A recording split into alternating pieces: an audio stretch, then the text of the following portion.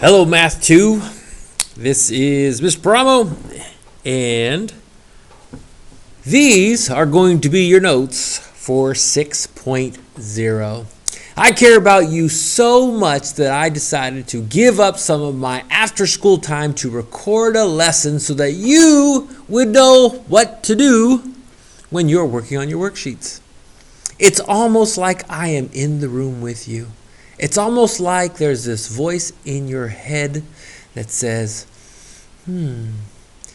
this is how you do the math. And that's exactly what I'm going for. I'm going for that here. So here we go. We are going to write down some notes for 6.0. It's very simple. I do not have a lot for you for 6.0 because there's only 10 questions on this worksheet.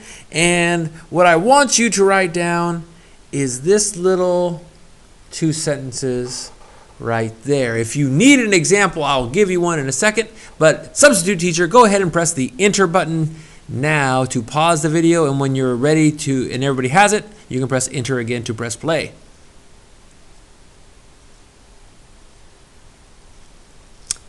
Coming back to you.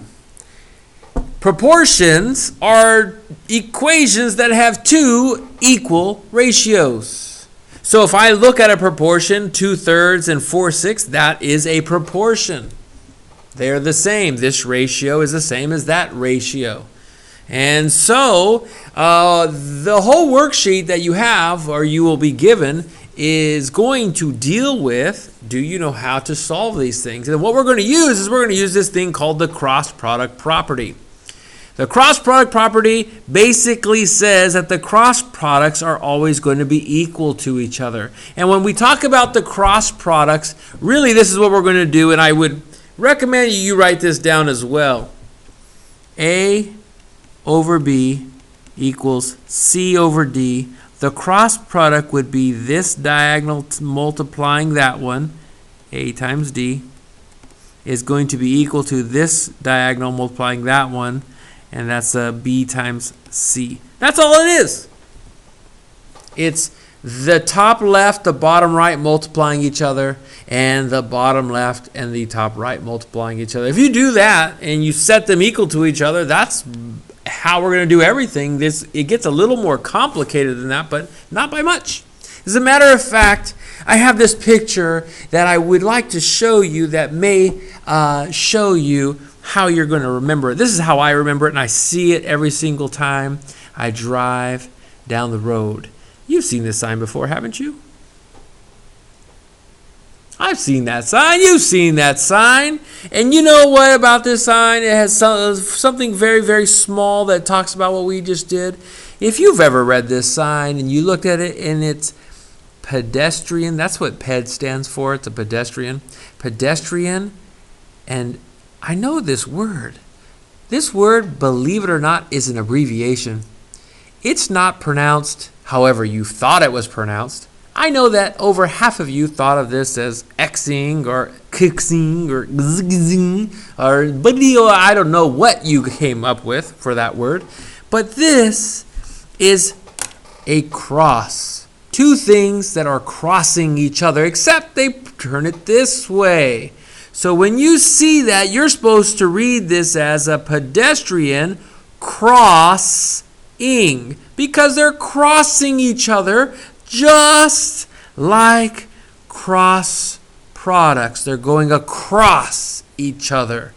I bet you some of you have never heard that before, and they don't teach this to you in English class, but guess where you learned it? You learned it here today in math class. I am proud of myself. Okay, so just to show you, you do not have to read this at all. You do not have to write this. Let's just read it. If we have a proportion where 2 things are equal to each other, their cross products are going to be the same.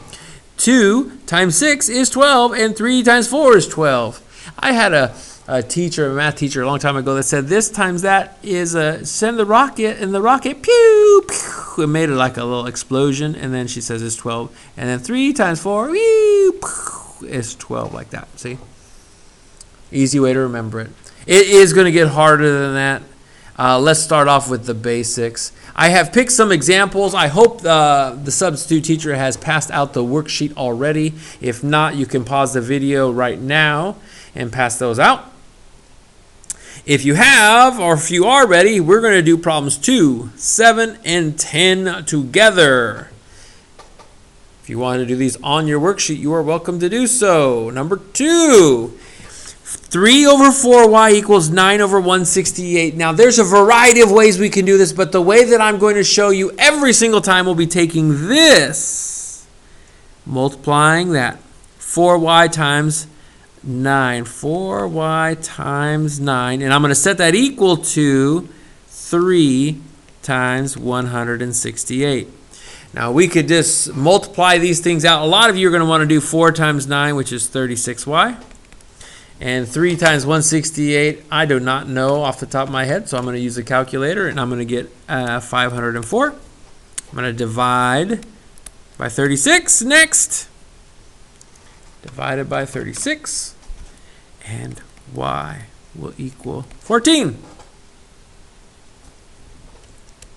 Is that all we had to do? Solve each equation for the variable? Yep, did it.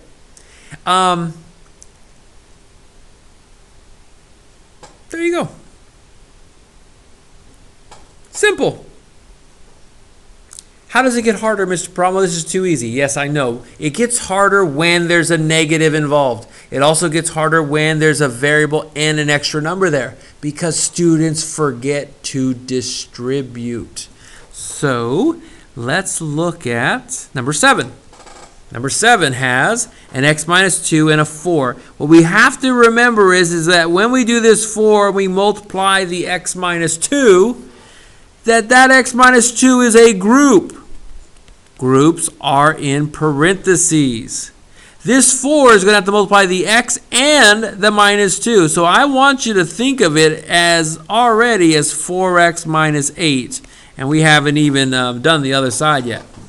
The second thing is that if there's a negative, the negative only belongs in one spot. 8 times a negative 3 is the negative 24 right there.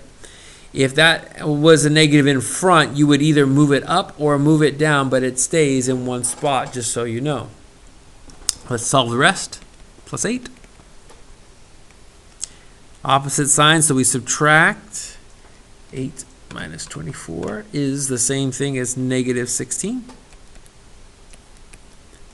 4x. Divide by 4. X is equal to negative 4. And if I plug in negative 4 there, negative 4 minus 2 would make negative 6 divided by 8, which would reduce to negative 3 over 4. That answer should make sense to you.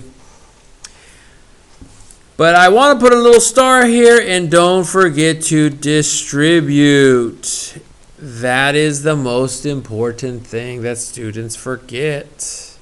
Which is why I chose number 10 as well, because number 10 has this m plus 3 and this m plus 6. You will need to distribute there as well. So this is a group. If I have the m plus 3, it needs to multiply this negative 5. That negative 5, don't forget, that negative 5 needs to multiply to the m and to the 3. That's why we're going to put it in parentheses. The 10 is going to need to multiply by the m plus 6. 10 times m plus 6 in parentheses. We can distribute 10m plus 60. We can distribute negative 5m minus 15 equals the negative multiplied by positive equals negative. That's why I put it there. And now what I'm going to do is I'm going to add 5m because it's easier to have positive variables. That'll make my life a little easier in the big scheme of things. 15m plus 60. I'm going to subtract 60 at this point. That makes negative 75. And I'm going to divide by 15.